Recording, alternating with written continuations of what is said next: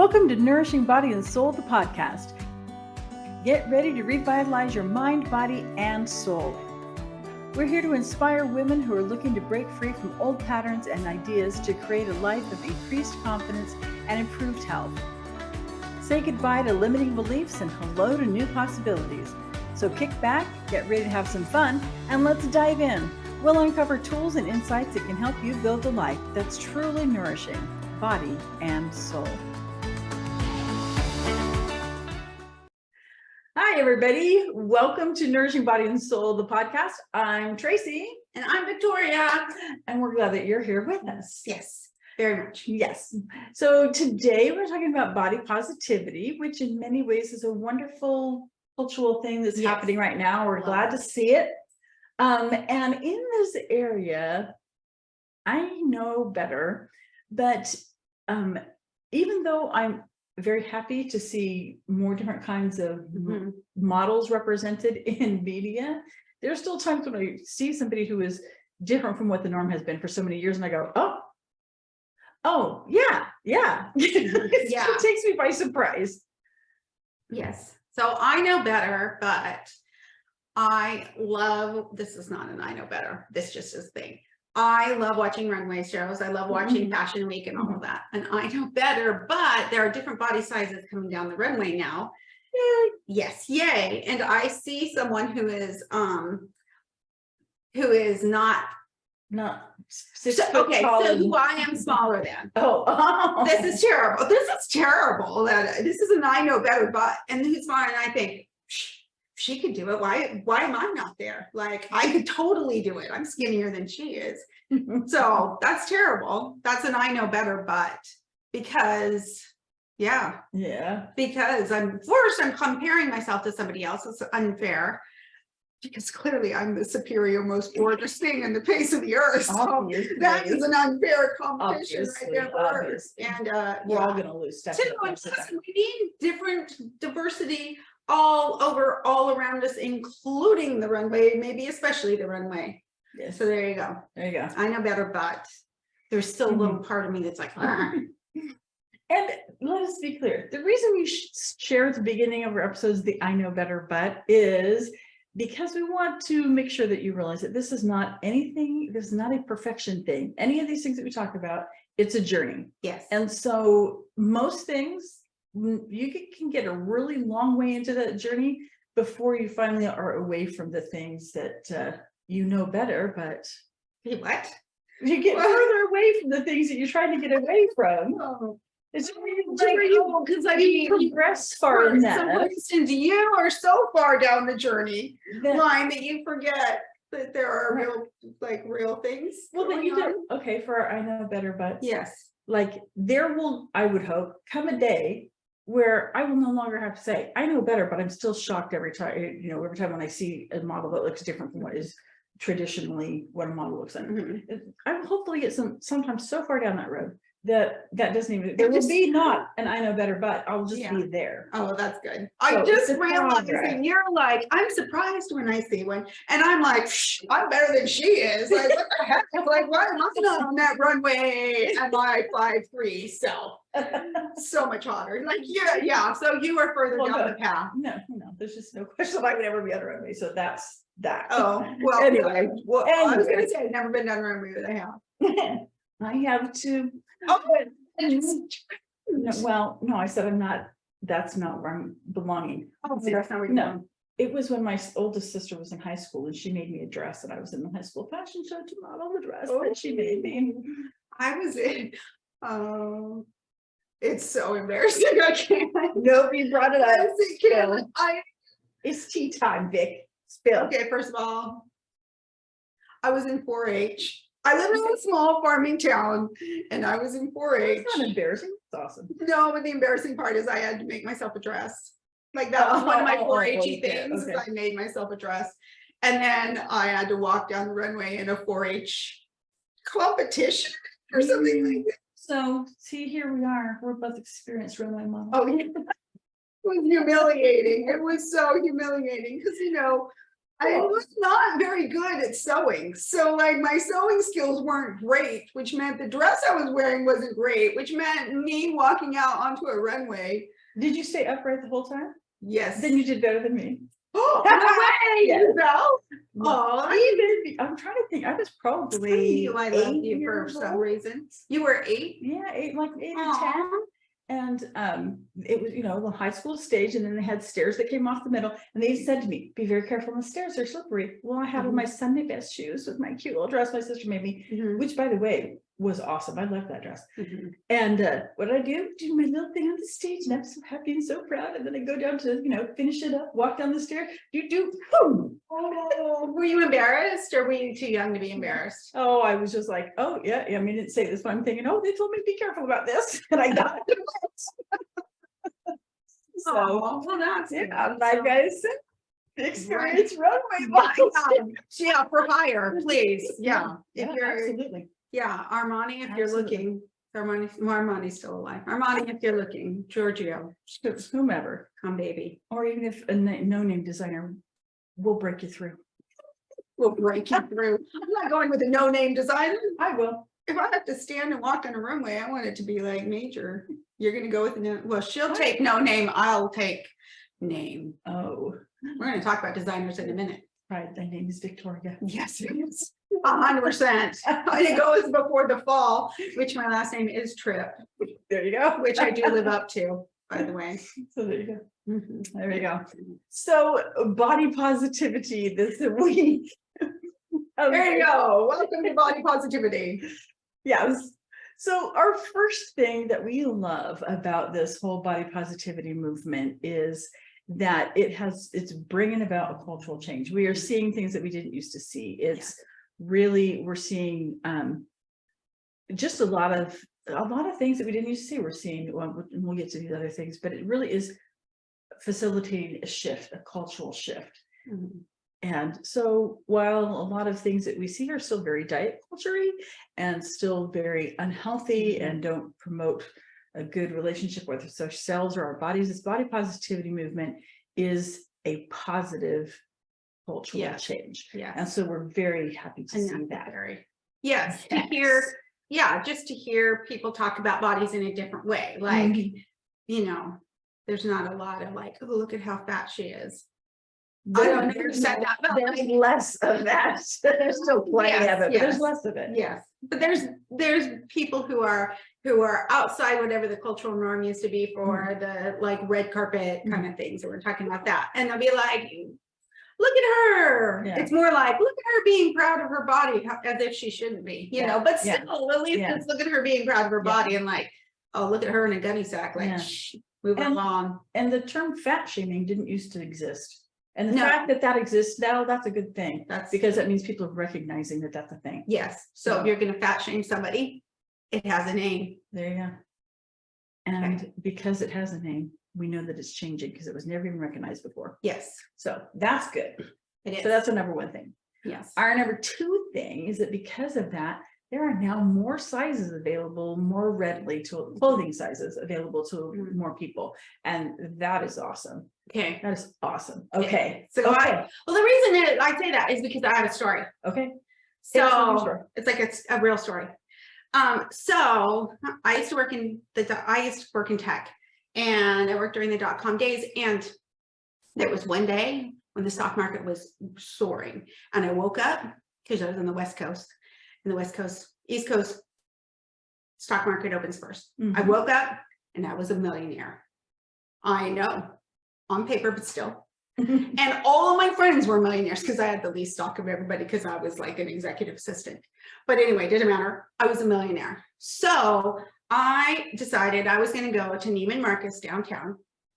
Tom Ford had just taken over Gucci like a little while prior to this. And he was transforming Gucci from like this old stodgy thing into this like sleek, sexy look. And I was like, Gucci that we know today. Yes. And I was like, you know what? I want a Gucci little black dress. Okay. So I go to Neiman Marcus. Now, Neiman Marcus downtown San Francisco used to be what's called the city of Paris. And it has like 150-year-old like dome that's all stained glass, and like it all, like all the stores, I mean the floors like circle around it, whatever. So I go and I'm feeling like super posh, and I go to the, because I was posh, I was a millionaire, which like now would probably in this today's money be like a 200,000 well, okay. So I go and I'm gonna have tea. So I go sit on the 3rd floor and have tea and look down at all the people coming in, all the beautiful cosmetics. Look down upon them? Yes, I look down upon them because I was so anyway, have my little tea and my popover with the strawberry butter compound. Super yum. We talk about food a lot here. Anyway, so I then go up to the 4th floor, which was the designer floor, not the 5th floor, which was the designer floor that people could afford if you had money, like the designer floor. And I go there and then I look, and there I find Gucci, and it's in this like little enclave, and it's got like smoky glass, and it says Gucci, like gold letters. And I walk in there, and I walk in there, and I'm like going through everything, and I can't find my size. And so this woman comes over, and she didn't want to help me, you could see, and she was like, yes. She didn't even help me. She was like, yes. And I said, well, I'm looking for a size, and so you know, I'm size 10 at this point. We don't usually talk about sizes, what size we are, but I was a size 10 at this point. And she's like, yes. And I said, well, I'm looking for a size 10 in here. And she's like, we don't have a size 10. And I said, okay, like we don't have a size 10. You can order it, or yeah. And she's like, we don't have size 10. Tom Ford doesn't make size 10. And I thought she was lying because she didn't want to help me, because I didn't look like I had enough money to be there. And I was like, look, lady, on paper, millionaire. And I'm building my millionaire wardrobe here. Yes, yes, yes, to go to all my millionaire parties. So anyway, so I look at her, I'm like, okay, so you can order it. She goes, Tom Ford doesn't make size 10 because he wants his designs to look good on people. That is what she said. Exact. And I was like, my heart's going here. I'm serious. And I was like, do you have any other designers that have a size 10? And she said, no. So see, here's my thing. One of my things about this, it is hard to make clothing that's going to look good on a small, tall woman. Not so much. If you call yourself a designer and you can't make clothing that looks good on a variety of sizes of bodies, how good are you really? I know. So first of all, I still think she was lying about there. Nobody else had size 10 in that thing. So did I go across the way in Union Square to Saks Fifth Avenue and like buy up a bunch of stuff and then come back like Julia Roberts style and flash it in her face? I did not. Because she was right. I wasn't going to buy it. I wasn't going to buy like a $10,000 dress because, you know, paper money doesn't still pay your rent. So my landlord wasn't going to take my rent in stock exchange. But still, that haunted me. Yeah. And did I go home and look in the mirror and think, that stupid lady and stupid Tom Ford? I'm still angry at him for that, by the way. Anyway, like I know him personally. He's not losing any sleep over my anger. You don't know that. That's true. That's true. He's no longer the designer of Gucci, and he stopped designing regularly, I think. Anyway, you wrote a strongly worded letter. Yeah. Yeah, I'm sure that was it. I'm sure it was thousands to wear size 10. I'll just go upstairs and buy something nice, which is what I did. But like, I didn't look in the mirror and go, that. I looked in the mirror and I thought, how do I get to be a size 4? Because no matter how much money I have, I'm not going to be able to wear Tom Ford if I'm not a size 4. So what can I do to be a size 4? Now, get a plastic surgeon. Let me just loose into this story. Like the next day, the stock market like recovered downwards, and I was not a millionaire anymore. Oh, I know, and it never really recovered after that. That was like the pinnacle. And so, yeah, I'm not a millionaire for a millionaire. day. I was a millionaire for a day. So anyway, I went back down. And your day, your day as a millionaire was not fantastic. So Yeah, money can't buy Yeah, everything. I went down to the cosmetics department and bought like a $40 Tom Ford lipstick. Even that brand. Oh my gosh. Ripping him off forever. Well, he had just come out with his own like makeup, and it was pretty extraordinary. So yeah, no, well, I know, that's what I said. I didn't go home and go, Tom Ford sucks. Yeah. I went home and went, what do I I suck. need to do? Yeah. Yeah. So the whole thing about that, the whole reason I tell that is because having the more science that's available sounds superficial. It really does. But when I learned that Gucci, I don't even know if Gucci had one, but Christian Siriano, when he started designing for all kinds of bodies, and when I saw this last runway show, I saw Chanel had all kinds of bodies on there. There is something to be said for being seen. You know, there's something to be said for saying like, look, you're this size, you deserve the same, you deserve to waste your money on whatever, you know, you on a Chanel purse. Well, you can be any size of a Chanel purse, so that's like on the Chanel suit, you know, no matter what size you are, you deserve to waste that amount of money. I mean, is that like a 1% rich person problem? Yes, it is. But it's not just the big designers. No, then it trickles down. Yeah, it trickles down. And that attitude, whether you're spending your money on that or not, that attitude and is Siriano, he was the first major designer. I don't want to say he was the first designer, I'm sure there were others, but he was the first major designer that went, hey, I don't care what size you are, let me design for you. And have beautiful clothes go down, you know, the red carpet for those who watch the red carpet for who knows what reason. I watch the red carpet, so I'm trying to figure out what reason I do, but beautiful things. I like beautiful things, beautiful people, beautiful clothes. Yeah. So there we go. So it's more than just a size. It is. It's recognizing that, I mean, how we dress does affect how we feel. Yes. And when you have no options but unattractive or less attractive options, that gets to you. Yes. And I've been all kinds of sizes. I've been high, you know, whatever. I've been way higher than a 10. So, you know, it just, and so I know what it's like to walk into the store and go, not here. I remember seeing an ad a few years ago and it wasn't like 20 years ago, but it wasn't 5 years ago. A billboard, an ad for plus size models. We're looking for plus size models. So if you're a size 10, oh, ouch. I was like, you have got to be kidding me. Well, any size, like, hey, plus size models. As if those models are different than, are we not all human beings? If you prick us, do we not bleed? Shakespeare. There you go. See, we fancy. Yeah, we fancy. We super fancy. But it's just, oh man. And can we just say, this is another term, excuse me, we're going to go back to things that we hate, terms that we hate. This is not a number 8, but even that term plus size. It's like, it's just a size. Well, it's better than husky. This is true. Like that was a size. Yeah. Well, that was a size for girls. When I was a kid. And boys too. Husky. Yeah. But anyway, so the naming is, can it just not be a size, whatever? Anyway, so our third thing about bubble butt. Bubble butt was bad when I was a kid.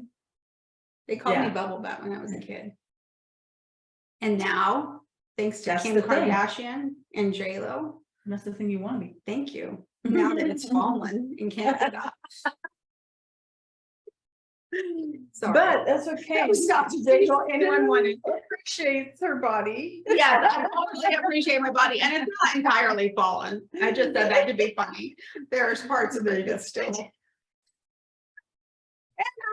And our number 3 thing is that because of these more sizes being available in this cultural shift, there are more people who are accepting their bodies. And oh my goodness, is that not a change that needs to happen? Instead of being so adversarial with our bodies and just discontent with them all the time. Mhm. This body positivity movement does help that. And Yes. that's yay.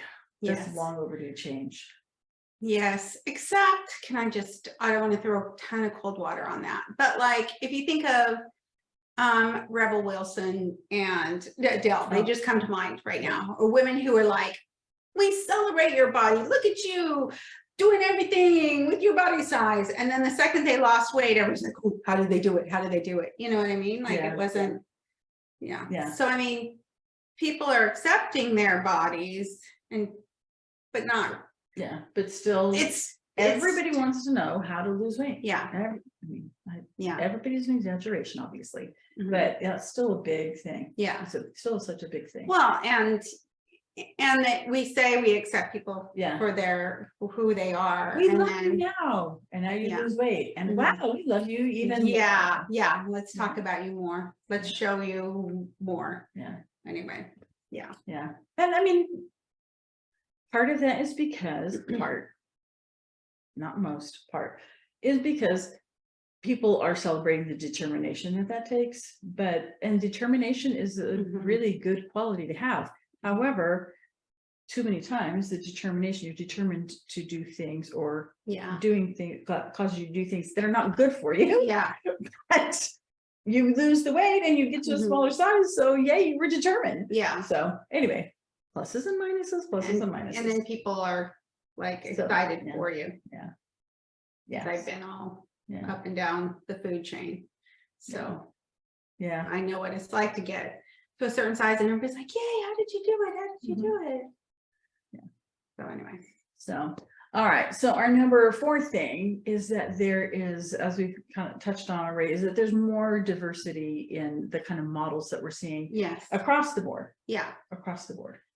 And even able-bodied, you know, because we've had varying degrees of this abilities. last time on the runway I saw women in wheelchairs, you know, some were missing limbs or what, you know. That's just saying like, hey, guess what, we're all not that like going down the runway makes you worthy or not. That's not what I'm saying, but it's just the exposure, it's the acceptance. Yes. Yeah, that's what that's why you bring up the runway, because that has not been a place of much acceptance in the past. No. So to see that being more accepting of more varieties of shapes and sizes, and it seems like they might be figuring out maybe all wear clothes. I know, exactly, that's the thing. People wear clothes. Did they think fat people didn't wear clothes? Or does it rich people? Rich people can be all different sizes. Yeah, no, not true. Rich people can only be skinny, like thin, thin rich bitches. Right. That's what they used to call it, the thin rich bitch. So sorry, I swore. You'll have to bleep that out. So with all of these good things, all of this cultural change, and then more sizes being available more easily, and more people being accepting of their bodies, and seeing such a much wider variety of models that are in lots of campaigns, I still our number 5 thing, and it's not a positive thing. This is where this kind of falls apart. Do you remember years ago when Dove came out with that campaign that it was I can't remember what the tagline for the campaign was, but I remember the image, and the image was women of lots of different sizes in their underwear. And shades of color. Yes. Yeah. And I remember thinking, well, okay, I mean, this is nice, but there was something that just wasn't sitting right with me about that, and I didn't know what it was. And I didn't give it too much thought. I just thought, okay, well, you know, again, instead of thinking what's wrong with that, I'm thinking what's wrong with my thinking, because this is a good thing, obviously. So what's wrong with my thinking? And it wasn't until I read More Than a Body that I went, this is what the problem is. And here's our number 5 thing that's not the good thing about body positivity, is it's still very body centric. Yeah. It still focuses on our bodies. Yeah. Have a quote for you from More Than a Body, and let me pull this one up real quick. That screen, and so this is More Than a Body is a book by Lindsay and Lexi Kite, who are both PhDs, twin sisters. So it's pretty interesting, their take on this subject. But anyway, so we believe women are suffering not only because of the ways beauty is defined, but we're suffering because we're being defined by beauty. Yes. And the body positivity movement still does that. Mhm. What it does is it widens the range, Yeah. but it's still about our bodies. Mhm.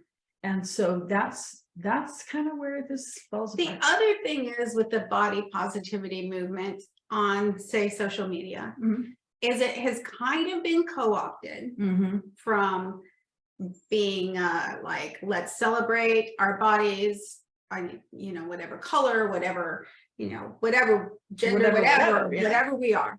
Yeah. To, there's a lot of culturally, I don't know why I'm using quotes, culturally accepted body positivity, bigger girls, meaning girls with hips, girls with boobs, you know, in the right proportion. So it's bigger than usual or whatever, but it's still the same sort of like white girl, you know, figure 8, just a larger size. And that on social media has those body positivity models, a lot of them are making large amounts of dollars based on their body positivity, you know, moniker, and still it is within what's culturally acceptable. Versus, I did do some research. Okay. And it did come from, like, it started in, I think, the 60s on the West Coast with this couple on the East Coast with this couple, on the West Coast with Black women. And that's where the body positivity kind of movement started in the 60s. And it's sort of slowly gotten co-opted to where it is now. So anyway, I thought that was interesting. Yeah. I did some research on that. Yeah. So anyway, they were in, like, I can't remember. It was, one was the University of Ohio, and there was another reputable source where I found this. Sorry, that's not very convincing, but it was reputable right now. I took a screenshot of it. So anyway, yeah, sorry. Yeah. Anyway, so, but it was just an interesting thing to read where it started and how it's evolved since the 60s, which has been a long time. So anyway, yeah. So here we are with that today, and it's still body centric. History lesson aside. And another part of the problem with this is that being so body centric, with the body positivity movement, we feel like, and I can't even tell you how many people have had say this to me. It's like, I don't love my body all the time. That's, you know, that is a thing. And so we feel like, okay, well, now that's another thing I'm failing at is, yes, I want to be positive about my body, but I seriously don't like this. Yeah. And I seriously don't.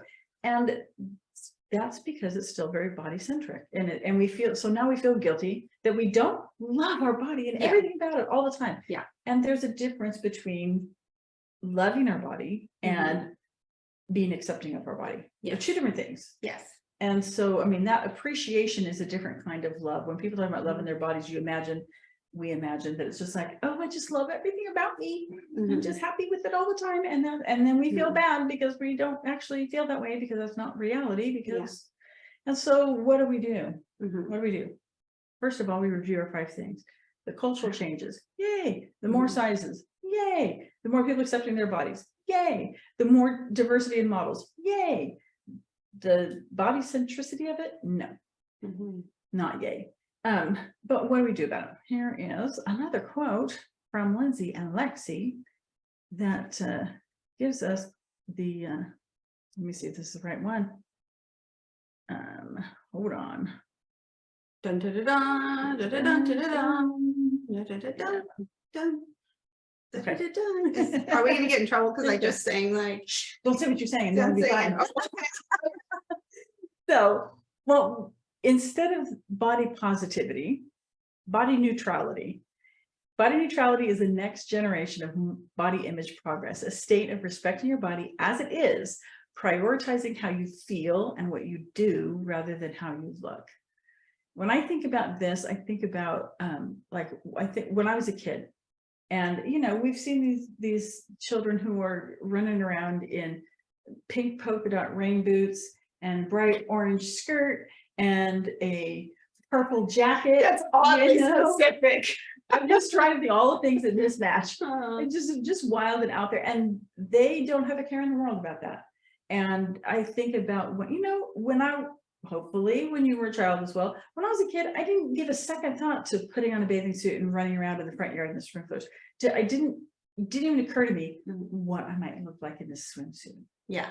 And that's body neutrality. I was not loving my body every minute of the day. I wasn't disgusted or discontent or even hating my body. I was just like, my body's my body and it's doing its job. And I just was blissfully unaware. Well, I'm too old to be blissfully unaware now, but I can strive for that neutrality again and just letting my body be my body and serve its purpose. Yes. So body neutrality. So put on your swimsuit, go out and run through your sprinkler. Do it. This is what she took from that. Do it. Yeah. Yeah, I'm not very far down the line path, just by the way. Seriously, that's super fun. Like, go out and run and jump around through the sprinkler. You don't think about your body, or most of the time in the pool, I don't really think about my body either. Of course, once you're in it. Of course, I don't go swimming with people. I go swim by myself. So in a magic pool, it's like I swim at midnight. But anyway, In her friend's pool. my friend's pool. My friend has a magnificent pool. It's amazing, and I can go anytime. So I sneak in usually around midnight and swim. So I guess, I'm not thinking about my body then at all. Yeah. I'm just thinking about having fun. But run and jump through the sprinklers. Or something else equally fun. Yes. That helps you to just let your body be. Or if you can't run and jump through the sprinklers, just YouTube children jumping through the sprinklers. That would be super fun. Yeah. Or raccoons. I found raccoons. And I found bears, which I love bears very much. I like seeing how bears are. Bears are kind of like humans. Yeah. So we're now talking about raccoon and bear body I'm just saying, like, if you feel like you want to run through the sprinklers, but you live in an apartment, never fear, just watch YouTube video. There you go. And you'll feel it. You'll feel the excitement of the body of the bear. Or the raccoon. Or the child that actually has a human body. The child. Adults running through sprinklers too. I would imagine so. Really anything, I would assume. But if you can, go run through the sprinklers and see how hard it is to be worried about your body when you're like trying to get out of the way of a spray, depending on how hefty your sprinklers are. Yes. So. All right, there we go. There you go. So that's your assignment. Yes. Should you choose to accept. So as you're seeing these body positivity posts and things like that, don't feel bad if you're the one who looks at it and goes, but I just don't love my body all the time. Here's the thing, like, I get body neutrality, but how do you get there? Because don't you want to don't you want to wear cute clothes, and don't you like makeup and like your nails done or whatever? You can do all of that and still be body neutral. How? Okay. Just been doing my nails lately. Yeah, I am not. And the neutrality comes in with, do I like doing this? Yeah. Well, right now I do, but can I go outside if my nails aren't done? Absolutely. I don't even say absolutely not. So it's I wear, if you like to wear makeup, awesome. Can you go out? Let me a story. Okay. I had this wonderful woman this wonderful woman who at church, I was over the women's organization. I just had this one woman who'd been on my mind a lot. So I decided to go visit her because I felt like she just needed to visit. And so I go there, and her son, now mind you, she's a beautiful woman, always well done, always dressed really nicely in hair and makeup and all that business. But still very approachable, all that kind of stuff. So I go to her house because I'm feeling, you know, for some reason, like she needed a visit, and her son answers the door, and she wouldn't come to the door because she didn't have on her makeup. And I know that's why, because her son told me that, because she told him that. He said, oh no, she can't come to the door. She doesn't have her makeup on. And at first I thought he was kind of kidding. I'm like, okay, well, and then I realized, no, she really was not coming to the door. And so in that situation, that's not neutral. No, That's no. that's holding you back from something. Yeah. And so that's where it's like, can you want to wear the nice clothes? Absolutely, you want to wear the nice clothes. There's nothing wrong with that. But can you feel okay if you have to shop at Target instead of Gucci? Can you walk outside your door without being completely put together if for some reason you need to? Yeah. And that, so it's pretty clear. I don't need to be completely put together. Everyone. Yeah. So does that make sense? It does. It does. I think it's a very tall order. It's a process. It's a process of anything. And it comes order to try and divorce yourself from how you look. Yeah. It comes gradually. So there you go. I'm not saying be naked. I'm just saying try to be comfortable in your body. There you go. She's way down the path on the journey path of being comfortable. I am clearly at the beginning of the path, which is why I'm here to be. Yeah, I don't know why I'm here. Why am I here? Why have you asked me? Comic relief. That's it. Okay, Comic relief. Okay. You got the stories. So this is the thing. Like a friend told me, I was going to talk to you about this after, but we'll talk about it here. So I was talking to a friend about this who found out we're doing a podcast. And she's like, well, what are you talking about? And I said, you're, an eating psychologist and blah, blah, blah. And I'm like, I don't know, on the beginning of the path, I said, she's like, oh, it's serious stuff. And I said, oh, no, it's not serious at all. And she said, wait a minute. And she knew my history a little bit. She goes, wait a minute, you're bulimic, not now. I think you're kind of always bulimic. So she's like, you're talking about your bulimia and all of your diet culture issues and body issues and all that. And you're it's not serious. And I said, no, because one, I'm incapable of being serious, as my family knows, but also because she wanted to know why I would do it.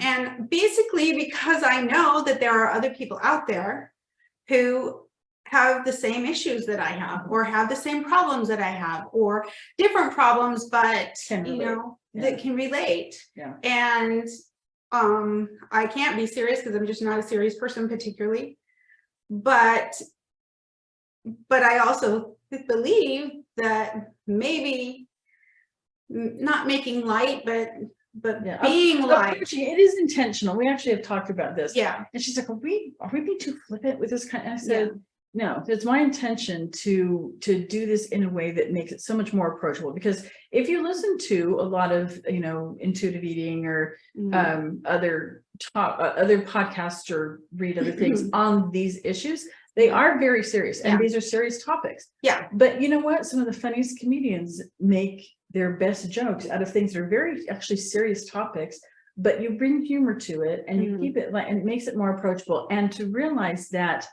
Are you saying I'm a comedian? Oh, absolutely. That's the first time ever. Thank you. Absolutely. Thank you. I'm so excited. Watch for her stand-up show. She's going on the road this summer. Oh my gosh. And we would pay to listen to me. No, but our approach is intentionally light. And yes, we do hit serious moments, and we've had a few of those already, but we just want to have an open conversation. Yes. And that's a lot more inviting to do when it's a lighter.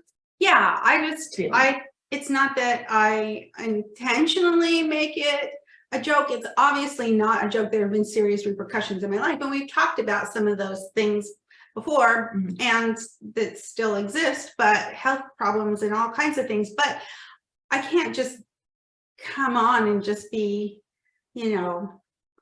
I can't come on and be super weighty and heavy, no pun intended, about it. Yeah. because that's not who I am. But also I think other people can relate to this. Mhm. Like other people aren't that far down the path. Mhm. And these are all issues everybody's, a lot of people are talking about, not everybody obviously, but people are talking about, and I have experience with them in a, I don't want to say inappropriate way, but in a not far down the pathway. Yeah. So anyway, Yeah. so friend, that is So, why. Yeah. So that's why we talk about serious things, and you will hear a lot of laughter in every show, Yes. every episode. Yes. So until next time, Yes. be positive Mm-hmm. and nourish your body and soul. And soul. Okay, so this is embarrassing because I've always made fun of people who did this, but Like and subscribe. turns out it's important. Well, it's important because if you like what you're listening to and seeing and you want to find it again, it makes it easier for you to find it, and then also it makes it easier for other people to find it. Mhm. So if you like us, Like us, yeah, like and subscribe. yeah, like put a ring on it, like Yeah, us. yeah, then like and subscribe, Mhm. and it'll make us easier to find. Hey, it's Tracy. If this was helpful and you'd like more, follow me on Instagram at tlastel.nourishingbodyandsoul, or on Facebook or YouTube at Nourishing Body and Soul, or you can find my website at nourishingbodysoul.com. Thanks for tuning in to Nourishing Body and Soul, the podcast. Before we wrap up, we just want to remind you that the information we share in this podcast is for educational and informational purposes only and is not intended for medical advice. While we hope you find our discussions helpful, we strongly recommend that you seek the advice of a qualified healthcare provider before making any changes to your diet, exercise routine, or any other aspect of your health. We also want to make it clear that the host, guests, and producers of this podcast are not responsible for any adverse effects or consequences that may result from the use of any information or suggestion discussed in this podcast. We care about your well-being, but we can't take responsibility for individual outcomes. By listening to this podcast, you agree to indemnify and hold harmless the host, guests, and producers of this podcast from and against any and all claims, damages, liabilities, costs, and expenses arising from your use of the information provided in this podcast. We're so grateful for your support, and we hope you keep listening and learning with us. Thanks.